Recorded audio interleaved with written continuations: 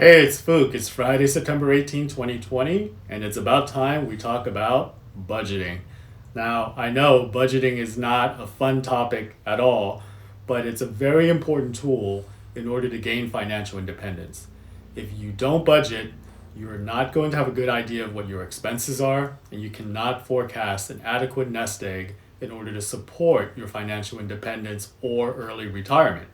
So, in this video, I'm going to go over broadly what budget I think I need in order to gain financial independence and how I figure that out and the broad categories that go into it.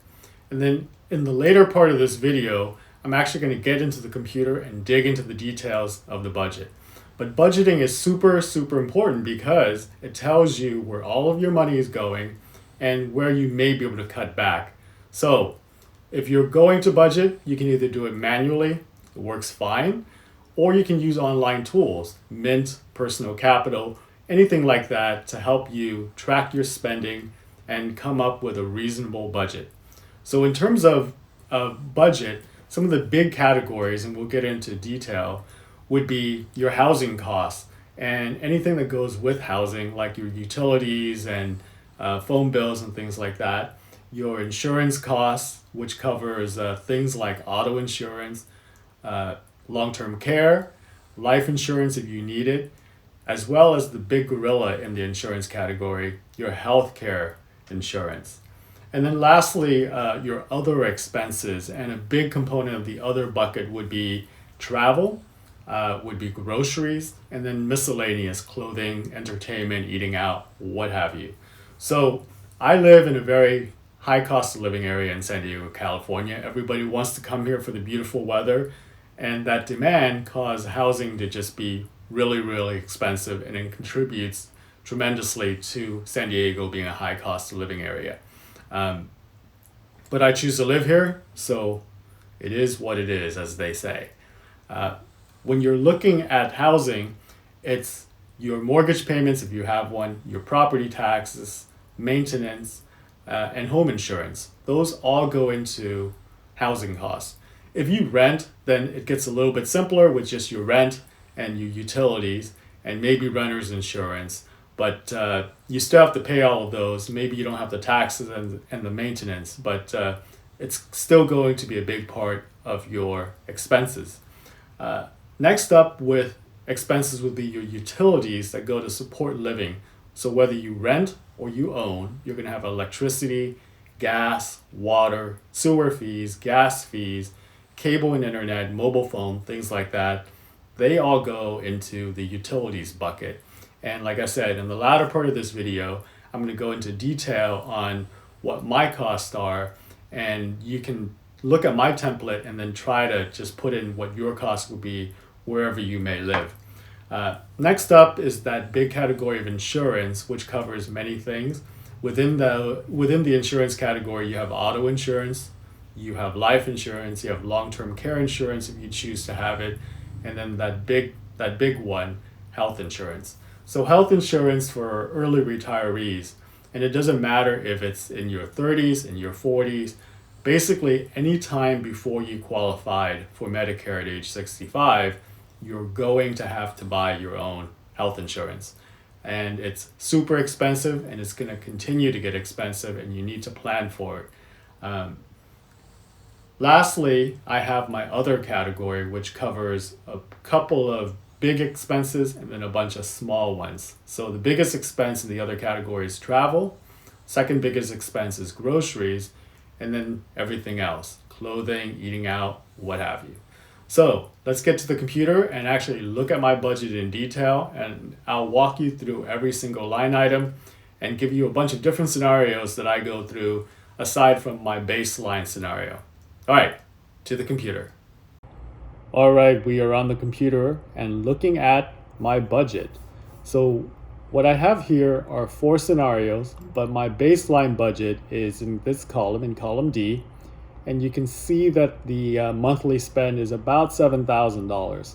So this is what I was building my nest egg calculation off of. And you can see in this row here that it basically came to the same number that I had in my video and blog post, which is just a little over $3 million. if I were to stay in this home and carry the mortgage all the way through retirement. I also did a couple of scenarios in the following 3 columns. So in column E, F, and G, where I looked at retiring in this home but without a mortgage, so paying it off early, moving to a lower cost of living area, carrying some kind of mortgage, and then moving to a lower cost of living area without a mortgage. In all of these scenarios, I'm assuming that I'm owning a home rather than renting, but a lot of the numbers are applicable whether you own or you rent. So let's go ahead and look at one situation, my current situation, which is assuming that I carry a mortgage into retirement, in much more detail. So these are the broad categories, and I'll expand these so you can see them. But roughly, you have your housing and utility costs as the biggest factor in retirement, right? So where you live is going to be huge. The next one is insurance, and this covers many different types of insurance, from auto insurance, long-term care, life insurance, and then that big one, the health insurance. I have a budget here for travel, and I'll talk a little bit about that when we get into this, and then all the other costs, right? So let's go ahead and expand this and look at this in more detail. And I'll try to highlight each section as I go through it so you can see it. But the first section is housing. So in housing, it's your mortgage, your property tax, any maintenance or HOA fees, and then property insurance. So for the house, I'm looking at my actual mortgage and the payments that I'm making for principal and interest. That's in this first line. Property tax, it's quite high in San Diego and California in general. So that's what it is for my home.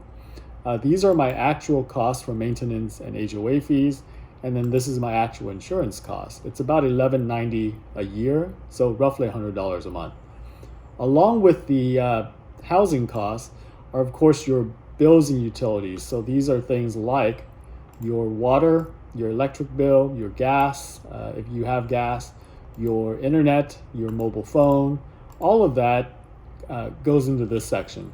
So I do have a line here for Netflix, but that could be Hulu, your Spotify, any of the streaming services you use. I don't have to pay it because for my phone service with T-Mobile, I get free Netflix and it works for me. So it's a 0 item for me. So I'm gonna go ahead and uncolor this. The next one is insurance. So right now I only have and plan to have 2 types of insurance when I get into retirement.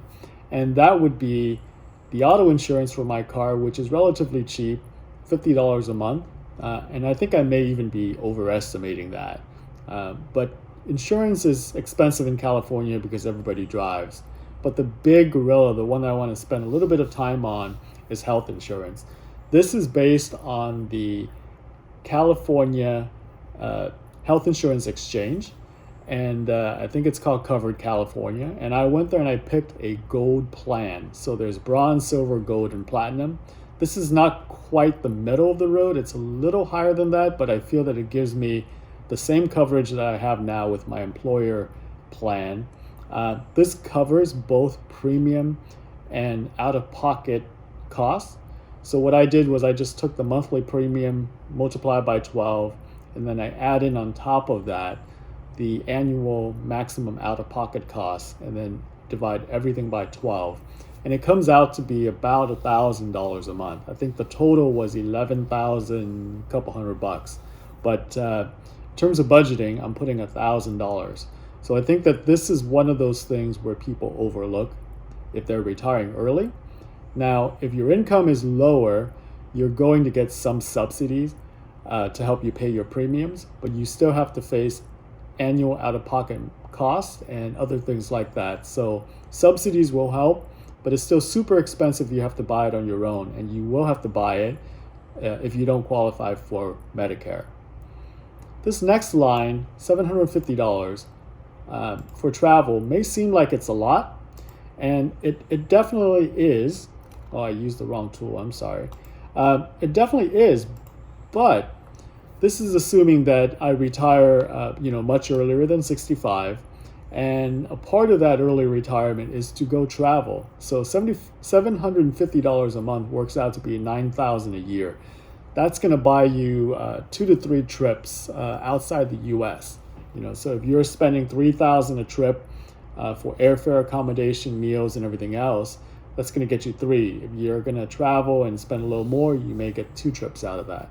This is the one area of the budget that you can just eliminate completely and see what it does to the required nest egg.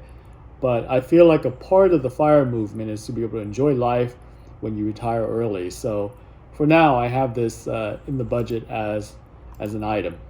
And then in the other costs, you can see that the biggest item for other is groceries. But for me, I have things like auto-related costs. So I'm putting aside a little bit of money every month for maintenance and possible repairs, but that $150 also includes gasoline. I have a Camry. It's very reliable. It doesn't cost much to repair or maintain, so I feel like this is adequate. I don't anticipate needing a lot of clothing in retirement, and I'm budgeting $25 a month. That works out to be about $300 a year. You may need to up that if it's more than one person or you think you're going to change your wardrobe a lot. Eating out, I don't plan to eat out a whole lot. So this is one of those where you can go to happy hour with friends and whatnot. Entertainment is just kind of a general catch-all. I put this separate from travel because this can cover things like doing something locally, going to the movies, not that we can in this time of COVID, but that's the idea. It's just whatever that you are doing locally that's going to cost you some money. Personal care, haircuts, anything else that you need to take care of yourself. Online services. So this is an item that I expect to carry into retirement. It's basically all of the cloud services that you use, whether it's iCloud subscriptions or Google Drive or anything like that goes in here. And then you have other spending, kind of a catch-all, a safety net. If I really want to pare this down, I can and see how it affects my number. So for example, if I say I'm not going to do any other spending and I'm going to cut my travel down to $250 a month, you can see that this drops my budget significantly. And instead of needing over $3 million, I'm down to 2.75. So that's how you can play around with this. But this is my actual budget for retiring in San Diego, living in this house, and carrying a mortgage. One of the other things that a lot of people think about is, should I invest extra money or pay off my mortgage early? And it's a complete trade-off because if you do one, you can't do the other. And I can do kind of a what if here and see what happens. So if I don't max out my savings and just put that extra money to paying off the mortgage early so that I get rid of it before I get to financial independence or retirement, it's going to drop my nest egg requirement by about $1 million. But I still have a lot of costs living in San Diego: property tax, maintenance, insurance, things like that. Everything else kind of stays the same, but it's still expensive. So let's talk about these other 2 scenarios here because I think it's worth mentioning. I do have, I can't see my tab, so let me see here. I do have a tab where I do geo arbitrage, and it allows me to see across 50 states, which state is the cheapest to live in.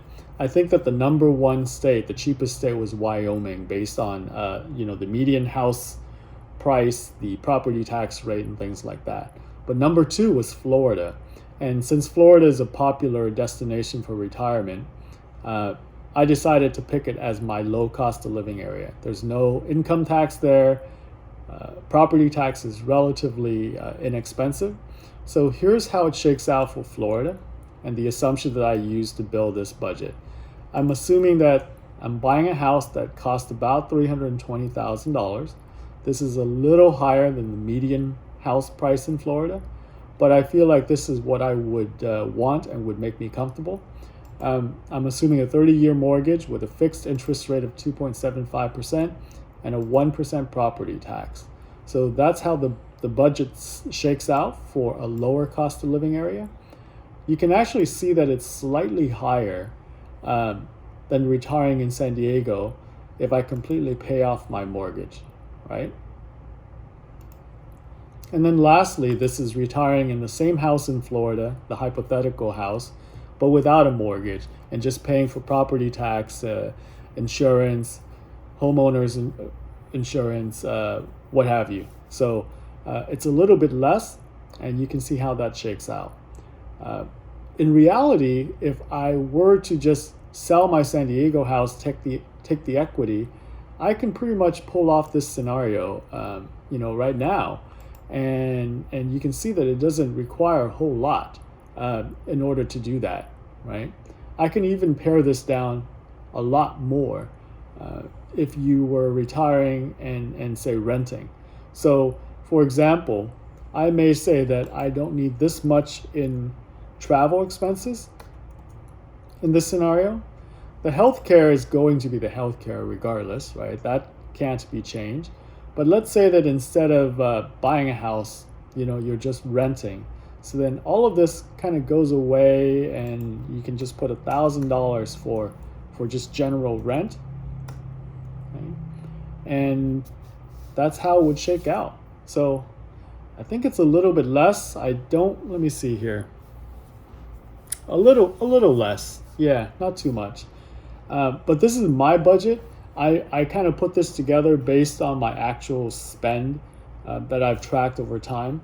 But the only reason I can even do this is that I was tracking all of my spending and really looking at it to see if it makes sense and getting an accurate picture of my expenses in order to put this template together.